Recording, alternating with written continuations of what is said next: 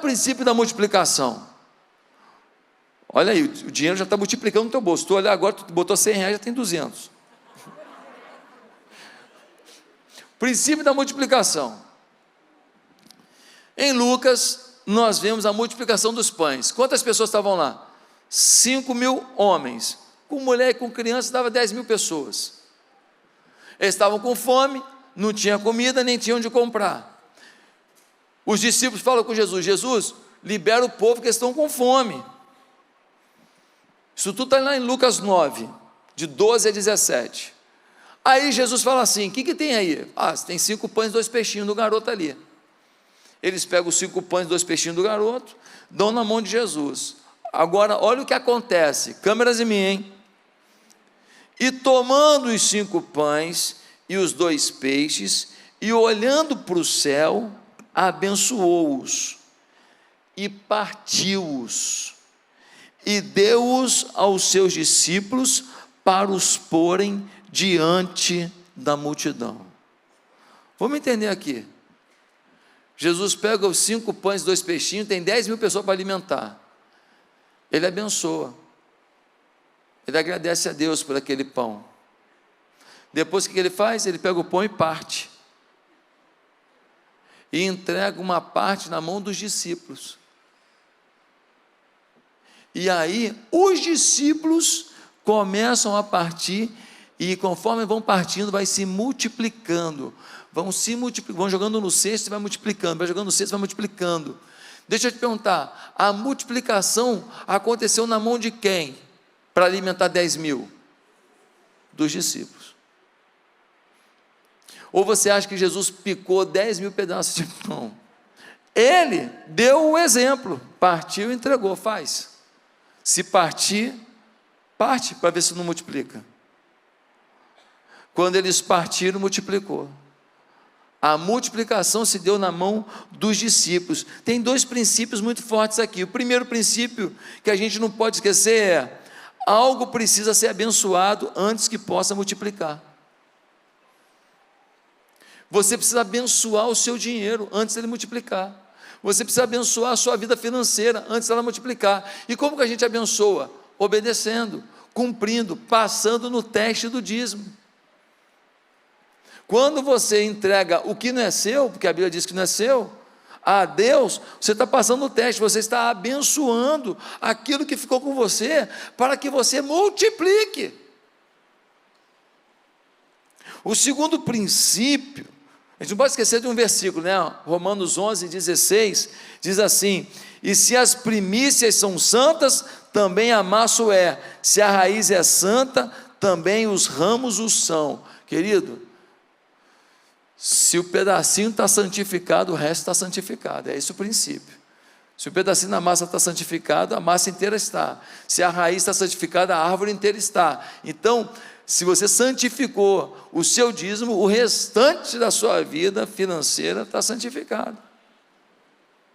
Agora, tem o segundo princípio muito importante aqui, é que somente o que é dado pode se multiplicar.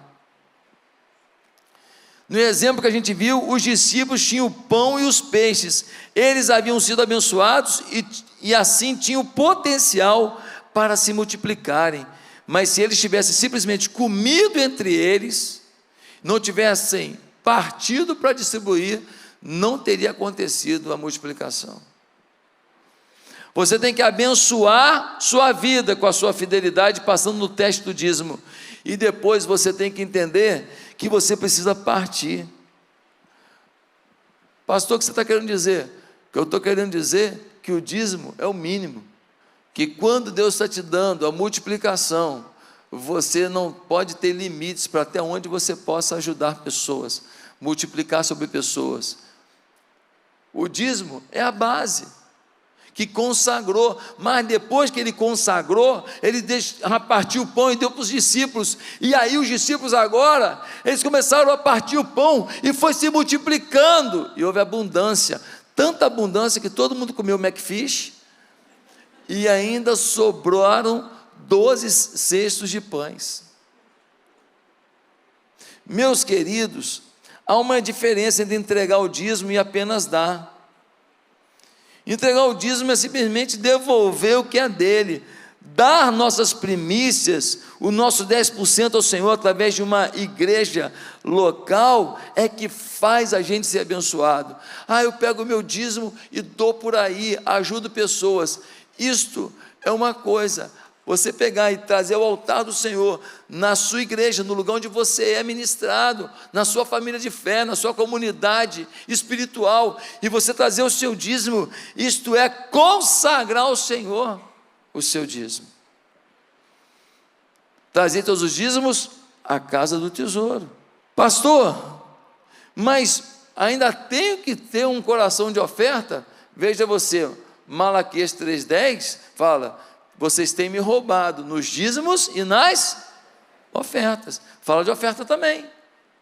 Pastor, por que eu tenho que dar oferta? Já dou o dízimo 10%, né? Tá bom não? Querido, você não precisa dar até nada não, fica à vontade. Estou falando de Bíblia, estou falando de prosperidade. Você quer vida próspera? Irmão, o dízimo é de quem? É seu ou é de Deus? Então, meu amigo, você só pode dar do que é seu. O dízimo é de Deus, você cumpriu a ordenança, você passou no teste, você só pode dar do que é seu. Os 90% é que você pode dar, o dízimo não é seu. Pastor, mas isso é muito difícil. Deixa eu te falar uma coisa.